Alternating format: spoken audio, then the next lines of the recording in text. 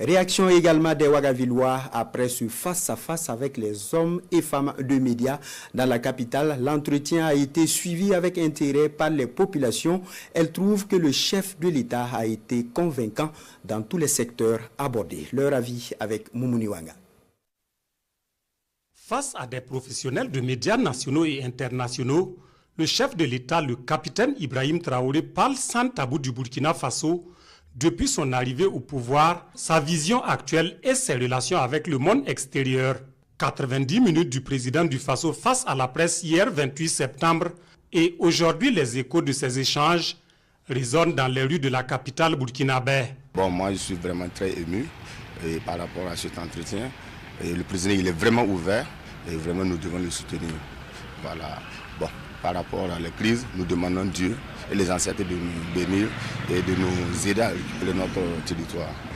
Nous souhaitons que ceux qui n'ont pas la vision de l'AIS, ceux qui n'ont pas la vision du Burkina Faso, puissent se joindre à nous pour que nous faisions de l'Afrique une Afrique unie. Vraiment, nous avons écouté le président du Faso avec un grand intérêt. Et vraiment, c'était très positif. Et ça vient une fois de plus rassurer la population et que les autorités qui sont en place travaillent dans le sens d'amélioration des conditions de vie des populations. En toute sincérité, j'ai vu un homme qui a vraiment posé son discours dans le sens même de la compréhension des autres. Voilà, vraiment c'était vraiment très bien dit. Il a posé vraiment, c'était vraiment posé et les questions qui lui sont adressées, on sait que ce n'est pas des questions, souvent les gens disent que c'est des questions préparées. Non, non, c'est des questions qui sont vraiment... Et il a répondu ça en fonction de sa vision et la vision qu'il veut que le peuple burkinabé incarne. Vraiment, je pense que ça veut une fois de plus rassurer le peuple burkinabé que les autorités en place mènent vraiment des actions en faveur pour le bonheur de la population. Dans ce face-à-face, le chef de l'État évoque une gouvernance de rupture impulsée avec pour gouvernail la révolution progressiste populaire. Une vision saluée par ces Burkinabés qui voient en cette dynamique l'instauration d'une justice sociale. Nous avons écouté avec beaucoup d'attention. J'apprécie très positivement. Et donc tout ce qu'il a dit, c'est parfait. Il a évoqué la question sécuritaire. Effectivement, le journaliste a posé la question par rapport au fait qu'il avait donné 3 mois. Mais effectivement, il a su bien répondre. Ceux qui se déclaraient comme étant des colons ou des amis du Burkina Faso étaient en réalité des monstres froids. Tenant compte de toutes ces variables, on est obligé de prendre en compte toute cette menace coalisée, ce qui n'est pas travail aisé. On fait face aux vraies réalités et on se rend compte que peut-être le programme qui s'était établi quand on arrivait n'était plus exécutable. Mais on peut atteindre l'objectif, mais plus au rendez-vous donné.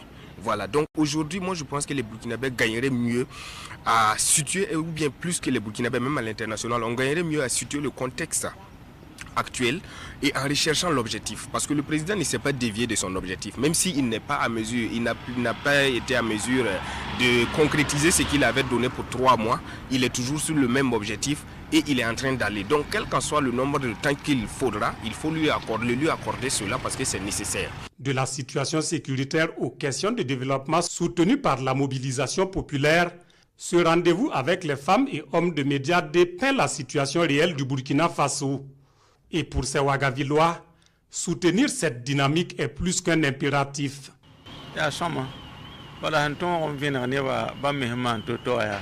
J'ai vraiment aimé.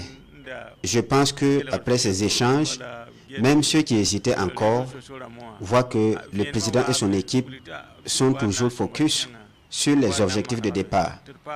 Nous prions Dieu qu'il les accompagne. Il a même rassuré que les actions qui sont entreprises, ça va bien porter vraiment, la population sera vraiment à l'aise. Voilà.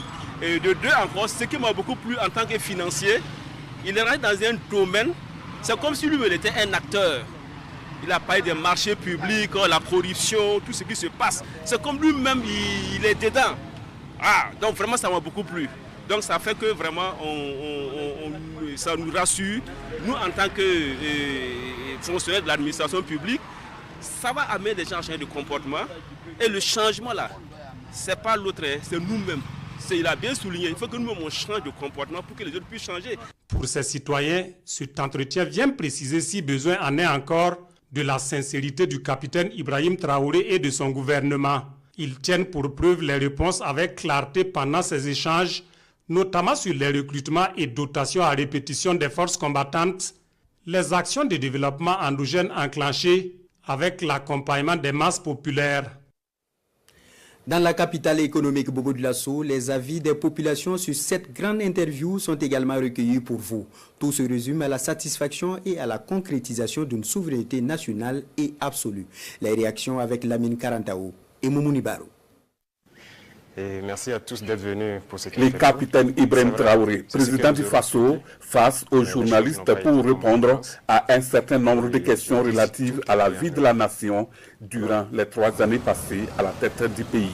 Les citoyens bobolais ont suivi avec attention ce grand oral du président du Faso, un grand oral qui sonne comme un message de rupture avec le passé. Hier, son message est un grand message de changement de mentalité, et un message qui renforce la dignité des Burkinabés. Les questions de l'économie, de l'agriculture et surtout du terrorisme ont été abordées par le président du Faso sans langue de bois.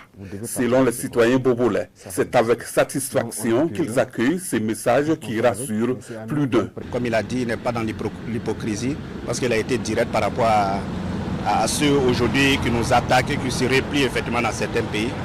Je pense que dans l'ensemble, c'est un président toujours à l'aise, qui a touché des sujets parfois qui sont sensibles, très sensibles surtout, mais qui s'assument. Sur d'autres aspects, tels que l'agriculture par exemple, j'ai beaucoup aimé. Parce qu'aujourd'hui, la lutte contre le terrorisme a permis de libérer des terrains, des terres. Mais qu'est-ce qu'il nous reste à faire? Mais tant que nous n'allons pas produire nous-mêmes là, et nous nourrir, mais vous voulez que qui produise et qui vienne nous nourrir? Les relations internationales ont aussi occupé une place de choix dans ce grand oral du président du Faso, selon les Bobolais. Donc il a parlé aussi de la relation entre nous et puis la Côte d'Ivoire, puisqu'on a beaucoup de citoyens en Côte d'Ivoire. Donc il faut qu'on s'intéresse à leur politique là-bas. Voilà, donc c'est les Noirs qui se bagarrent entre eux, sinon on doit être ensemble pour être forts. Entre la Côte d'Ivoire et nous, il a dit, nous les attendons, nous n'avons aucun problème avec les Ivoiriens. Parce que ce qui est le plus important pour nous, c'est les populations, c'est la vie des Ivoiriens et des Burkinabés, le fait que nous soyons voisins, et on ne peut pas se déplacer, on est obligé de vivre ensemble. La lutte contre la corruption n'a pas été occultée durant cet entretien du président du Faso et les hommes des médias. Comme il est en train de digitaliser les choses, je pense que ça va diminuer beaucoup la corruption. Quand on veut être un patriote, on doit éviter de prendre à gauche, parce qu'un patriote est honnête. Alors, il faut sévir sans regarder aussi les visages des uns et des autres. Durant les 90 minutes d'échange, plusieurs sujets ont été abordés et le président du Faso reconnaît que beaucoup reste à faire. Pour atteindre donc les objectifs, les Bobolais se disent prêts à accompagner leurs leaders sur tous les plans afin d'atteindre l'indépendance totale du pays.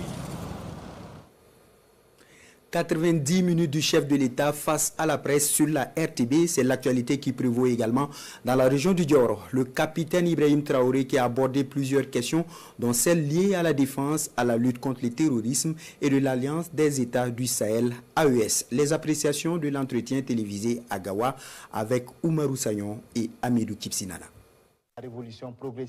90 minutes face à la presse sur la RTB, tour à tour, le président du Faso a abordé plusieurs questions dont celles liées à la défense et à la sécurité, la lutte contre le terrorisme, l'état des forces à son arrivée et la position du pays vis-à-vis des grandes puissances et de l'Alliance des États du Sahel, AES. En rapport avec la rubrique mine, effectivement, il a abordé le sujet où il a dit qu'il a approché un certain nombre d'opérateurs économiques pour les encourager donc à s'investir dans les domaines. Et certains ont beaucoup hésité, d'autres même n'ont pas accepté. Et ce qui était plus facile pour eux, donc, c'était d'importer, import-export, import-export. En réalité, c'est parce que au Burkina Faso, on est habitué à une certaine facilité dans le commerce où vraiment on est assis, on ne fournit pas d'efforts. Il suffit seulement qu'on commande et qu'on vende et qu'on ait une marge bénéficiaire plus élevée afin donc de s'enrichir.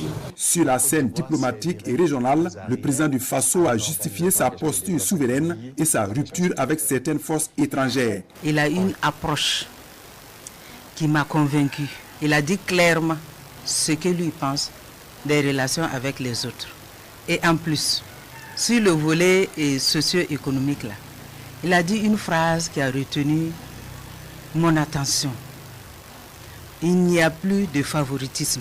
C'est-à-dire qu'il met tous les Burkinabés sur le même pied d'égalité. Et c'est une justice sociale qui me convainc que vraiment nous sommes sur la bonne voie. Le côté agriculture, j'ai retenu que quand même il y a eu des initiatives engagées par les plus hautes autorités qui ont porté des fruits. Moi personnellement, je pense que j'ai fait le tour un peu de la région. J'ai vu que vraiment les communautés se sont engagées vraiment dans ce sens-là à améliorer la production. Ouvert sur une ambition stratégique à long terme, le capitaine Ibrahim Traoré a présenté la troisième phase de sa politique de défense. Ça nous permet de voir à quel point des efforts sont faits sur le terrain pour pouvoir nous maintenir dans cette paix à l'intérieur du pays, et nous pensons que quand ils font face à ces adversités-là, ça veut dire beaucoup, il faut les soutenir. Pour le capitaine Ibrahim Traoré, la détermination, la clarté des objectifs, la formation nationale et la montée en puissance industrielle des forces armées sont les clés pour préserver la nation et à terme vaincre définitivement la menace qui frappe le pays. Dans la région du Goulmou, les fidèles téléspectateurs de la RTB n'ont pas raté le rendez-vous, notamment la rubrique Défense et sécurité ainsi que l'économie et le développement de l'entretien. Leurs diverses appréciations sont recueillies ce matin à Fadan Gourmand dans ce micro-trottoir réalisé par Aruna Kabouré et Joël Tendambiya. Plusieurs points abordés lors des échanges sur les politiques publiques entre le président de Faso et la presse nationale et internationale ont retenu l'attention des citoyens de la cité de Yendabri. La rubrique Défense et sécurité constitue une partie essentielle de ce grand entretien présidentiel que les téléspectateurs, fidèles au rendez-vous, apprécient diversement. Parce qu'il a dit quand il est venu au pouvoir, il est venu trouver un matériel insuffisant. Pourtant, nous sommes dans une guerre. Donc maintenant, il est obligé de trouver des initiatives pour doter en matériel le soldat. Vraiment, la stratégie qu'il a fait aussi pour qu'on puisse gagner le matériel, c'est vraiment à saluer.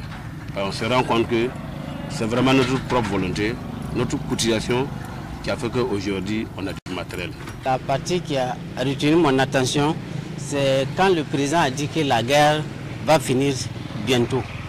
Moi, j'étais très content parce que mon village a été déguerpi. Et présentement, je suis à Fada ici et je sais que d'ici là, je pourrai repartir par voie terrestre. L'économie et le développement représentent également un axe majeur de ces échanges entre le président de Faso et la presse, suscitant l'admiration des citoyens en ce qui concerne les réformes agrières et foncières entreprises au Burkina Faso. Il a aussi fait cas de ces différents chantiers, Faso, Mebo, l'agriculture. Mais c'est de ça, un pays qui est en guerre et en même temps qui se développe. Ce n'est pas de la propagande, loin de ça. S'il y a une note sur 20, moi je donne 20 sur 20. Que Donald Trump a dit America First.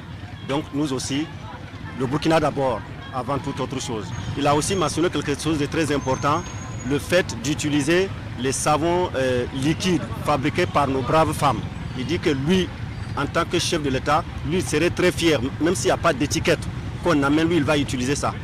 Donc c'est très bien. Pour ces citoyens, le récent discours du Premier ministre à la 80e Assemblée générale des Nations Unies le week-end dernier, ainsi que ce grand entretien accordé par le président de Faso aux journalistes sont des preuves tangibles que le Burkina Faso communique pour affirmer sa souveraineté et son indépendance totale.